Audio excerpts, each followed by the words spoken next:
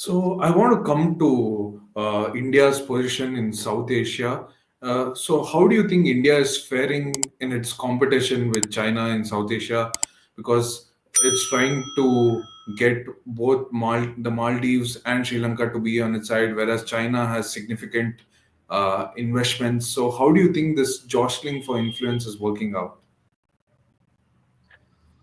Um, it's tough. It's complex. I think on one level, things don't look good for India in the sense that you have a number of new leaders that are more pro-China than their predecessors. You mentioned the Maldives. There's also Sri Lanka, as well as Nepal and Bangladesh, of course, as well.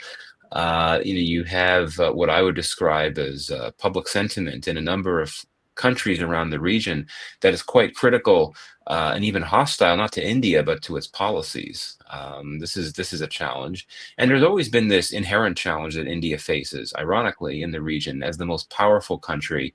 Um, it faces this disadvantage posed by a power asymmetry that it's by far the most powerful country in the region, and I think that has tended to make other countries a bit uncomfortable with India and sort of worried about some of its policies, and there's a tendency to perceive it even as bullying and meddlesome. I picked up on this during my trip to Nepal a few months ago. So that doesn't look good. But I think that things are not quite as bad as some observers might think. I would argue that even these countries that are led by leaders that are quite China friendly, they don't want to push India away. And I think that's been made very clear by these leaders themselves, right? I mean, Muizzu in Maldives, yes. I mean, he kicked out the Indian military presence. He's deepened ties, defense ties with China. But he has repeatedly said that India is a really important friend and ally. And I think that for many of these countries, they recognize that India is they really rely on India for economic support, development assistance, humanitarian support, and that's leverage that India has, right?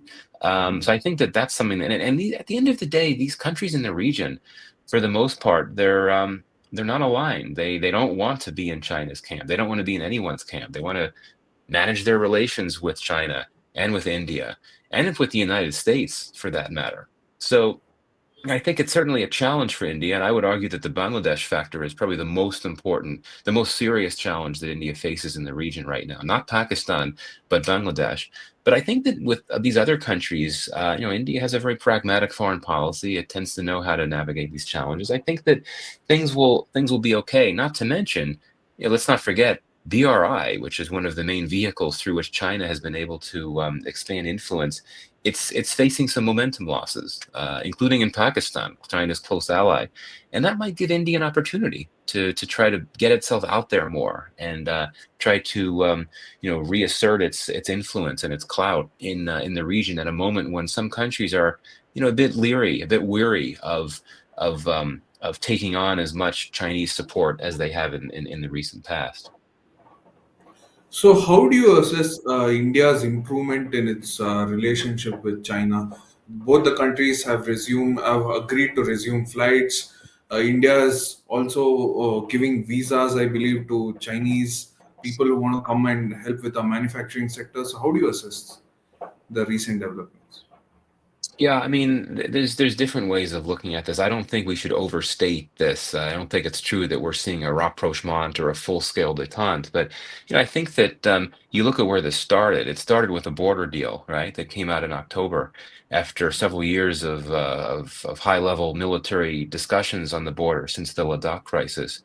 And I think that both sides, and certainly India, they didn't want this to be as much of a problem as it had, just because this had become a major issue for sure.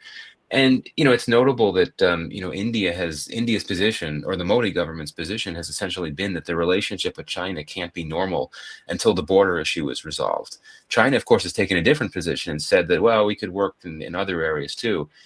So I think that the fact that you now the border, the border issue has not been solved, but you do have a border deal that's eased tensions along the border. I think that makes it easier for India to be able to justify looking to improve relations with China more broadly, for sure. But here's where we have to be careful. So you have a very very long, rugged border that has many areas where it's disputed.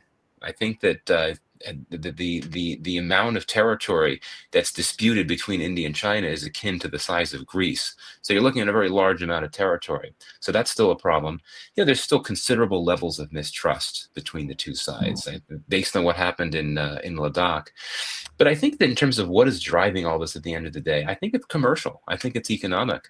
I think that India recognizes that China, even with their strategic rivalry and competition, it is an important commercial partner. And we've seen that trade volume has not really been impacted that much over the last few years. FDI has been, though. And India has really slowed down Chinese FDI by heavily scrutinizing any possible new Chinese FDI monies. And I think that there might be a view in New Delhi that if you're able to ease tensions between the two sides, that might create more diplomatic space and trust to try to uh, ease up on these limits with FDI. And you'll recall that the Indian Economic Advisor last year came out with a report in which he essentially advocated for more Chinese FDI, which is pretty significant. More Chinese FDI could conceivably address the trade imbalance that works in China's favor, and it could also bring support to some struggling industries in India. Right? I mean, China historically has actually provided a fair amount of support to some key industries in India, including cars and so on. So so I think it's commercial considerations that at least from the Indian side have motivated this this desire to make the relationship at least a little bit better, a bit at least a little less tense.